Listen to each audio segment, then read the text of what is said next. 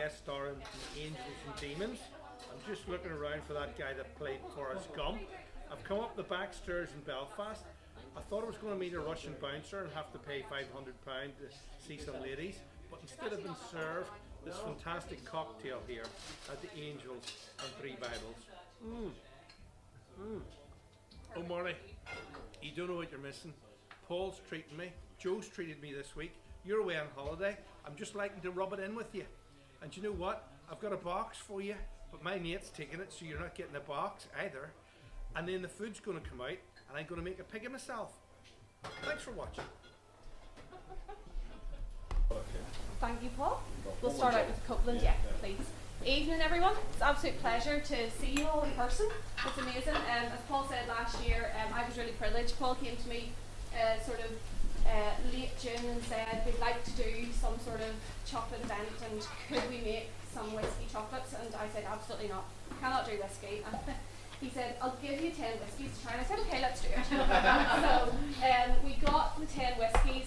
My team and I had a fantastic morning trying all the different whiskies with the chocolates that we normally use for our pairings. So at the Chocolate Manor, we're based in Castle Rock. We are a chocolate producer, an artisan chocolate producer, and we're also a chocolate experience provider. So we already work with Bushmills Distillery. We're the first chocolate local company to have chocolates in the Bushmills whiskey shop, which was a real benefit whenever we met with Paul, because we had already worked with their team to see which of our chocolates actually worked really, really well. So what we did was, we had this morning and we tasted all of the 10 chocolates, and then we selected 6. And tonight Paul and I have brought our 2 favourites with 2 of our favourite whiskies. So what I'm going to do for you is I'm going to take you through a very, very quick chocolate tasting, and then we're going to pair it with the Copeland initially, and then we're going to move on to the Method and Madness. So there are 5 steps to tasting chocolate, and I know you all think, hang on a minute, I know how to taste chocolate, I've been doing it all my life. But actually, I'm hoping that after this experience this evening, you learn a little bit more about chocolate. All of the chocolate we use at the Chocolate Manor is sustainably sourced. So the first chocolate you're going to try this evening is actually a single origin chocolate. When we do a chocolate tasting, a 10 piece, there's usually 3 or 4 single origin chocolates on the board.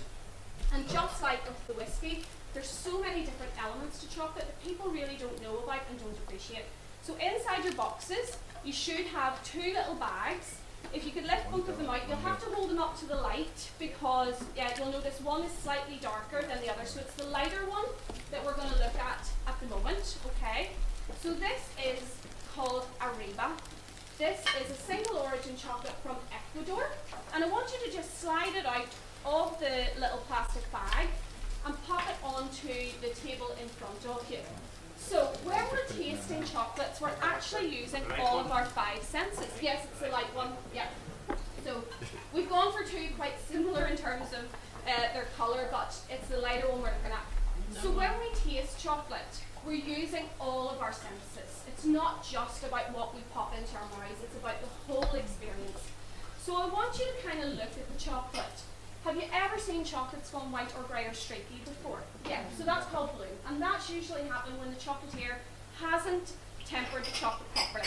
Now, if you look at the chocolate, you should see a very shiny side, and then you'll see a side that is slightly duller, okay? I think I've seen a few people already nibbling. Most of you would be awful in one of my classes. We're not getting there yet. So when you look at it, what you're looking for is a lovely shine, okay? Shine is a key indicator that you've got a really good chocolate. Next up, we're going to have a little feel of our chocolate. It's not overly warm in here, so a little feel. It should feel nice and smooth. Chocolate that's been tempered properly will not melt instantly in your hand, and because the cocoa butter has been stabilized, it shouldn't melt straight away. Sometimes you can tell a chocolate's not right if your fingers sink right into it straight away, and you know that there's something wrong there. Third, we're going to give an extra little bit of whiskey to the person who can answer this question for me. We're going to listen to our chocolate. So how do you think we're going to do that, folks? Any guesses? It's not saying eat me, by the way.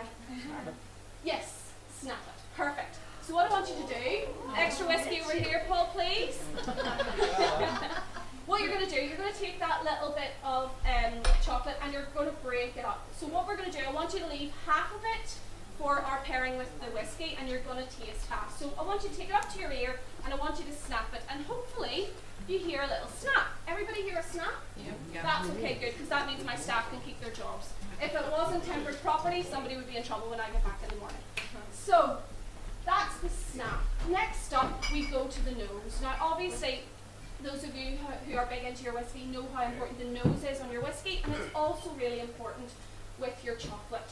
Whenever you're tasting chocolate, you really have to start with the nose, because our noses can actually identify so many more flavours, and of course it helps us to really start to anticipate what we're going to eat, okay? So you should be getting a real rich cocoa smell from this Ariba. This is a 39% cocoa content. Single origin chocolates mean that all of the cocoa for this chocolate has come from this one area. This comes from the Nacional River in Ecuador, and it was actually discovered by a Swiss chocolatier. So finally, what we're going to do is, we're going to pop that little bit of chocolate, little half, onto your tongue, and I want you to pinch your nose for me, okay? Everybody pinch on their nose for me.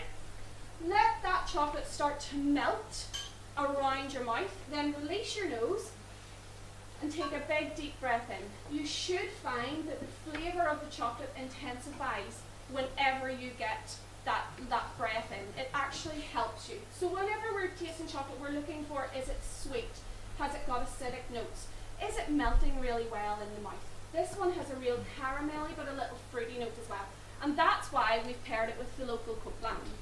So you can pop the other half into your mouths now, and you're going to taste it along with the Copeland. This one was the first one we identified last year. Whenever we put the two together, it brought out the caramel element of the chocolate, but it also, what you don't want is them jarring against each other. You want that chocolate to start to melt, and then you really want those sweet notes of the Copeland to really come together. What do we think? Good together, aren't we? I remember last year some of the comments, because there's two of us in a room literally talking to each other. There's no feedback from the audience whatsoever, but I remember the comments afterwards, people were like, we just couldn't believe that this would actually go together. Okay, a little sip of your cocktail or a little sip of water, folks, while you enjoy that one, and then what we'll do is we'll move on to your next chocolate. Now this one is a really, really popular chocolate. This is our 55% dark. This one is a triple blend. This is our triple blend from the Ivory Coast, Ghana and Ecuador. And as I say, all of the chocolate we use is sustainably sourced. And so this one is moving up into the dark side. So this is a dark chocolate, which traditionally you would normally pair more of the darker chocolates with the whiskey. And that's why we've gone for the Method and Madness from Cork. We really loved this whiskey whenever we were tasting it. Have a little look at the disc. So again, make sure that you've got a nice shine to it. Make sure that it looks like it's something that you really want to eat. Obviously we eat with our eyes before we do anything. And so you've got to look at it, and it's going to want to be appetizing. Work your way through the steps. Have a little feel. It shouldn't feel grainy around the outsides. Then make sure you're getting a good snap. This is test number 2 for the team. Making sure, almost harder to temper dark chocolate. And you might find this one's a little harder to break. A good snap on that. So the snap is so, so important. But then it's also opening up that chocolate for you to get those aromas. Now this is rich. This is cocoa based. This one, because it's from 3 different countries, it's one of the very first that Callie Bone himself actually identified and developed over 100 years ago. So this chocolate recipe has been going for over 100 years, and we're still finding new things to do with it over 100 years later. So with this one, whenever you've had a little smell and you've got that, do the same again.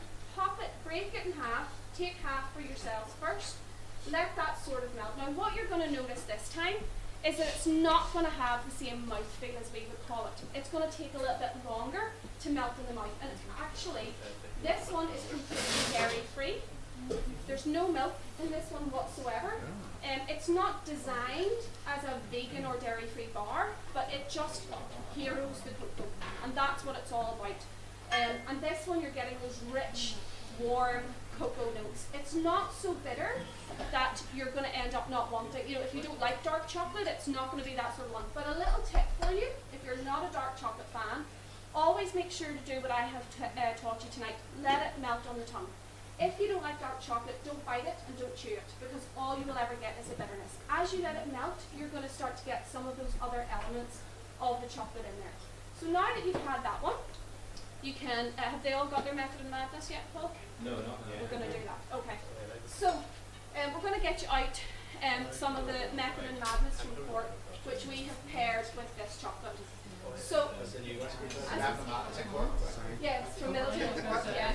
And it's got these real like toffee apple notes in the whiskey, which actually brings out the extra sweetness that you're kind of missing with the chocolate.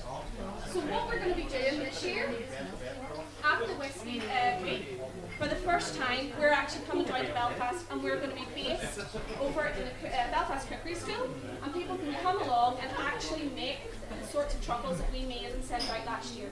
So we're going to be looking at the whiskies. We're doing Irish whiskies this year, Paul, aren't we? Yes, we're working with. I want to say that we're going to be working with IDL. So yes, we're working with IDL. So we're going to be looking at very specific whiskies. Again, we will look at. We have a range of about 10 or 12 different chocolates, ranging really from your white chocolate. And interestingly enough, you can still pair white chocolate with whiskey. When we went to Bushmills, I was kind of going, look, I'm sure we're going to be all on the dark side here. They were amazed by some of the whiskies, you know, like the red bush or the black bush really went amazingly well with the white chocolate. Yeah. We have a caramel chocolate. We did some amazing caramel chocolates last year. And what we'll be doing is we will be working through the different IDL whiskies, and we'll be coming up with a range of different whiskey truffles that people will be able to do, and then we're going to have a whiskey and chocolate pairing just like this as well. So during on the 26th of July, we'll be coming down to Belfast and delivering that. There we are. Here's your method of madness coming.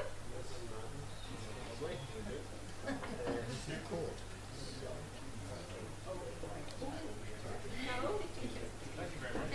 So folks, obviously get the nose of your whiskey as well before you go in with the chocolate.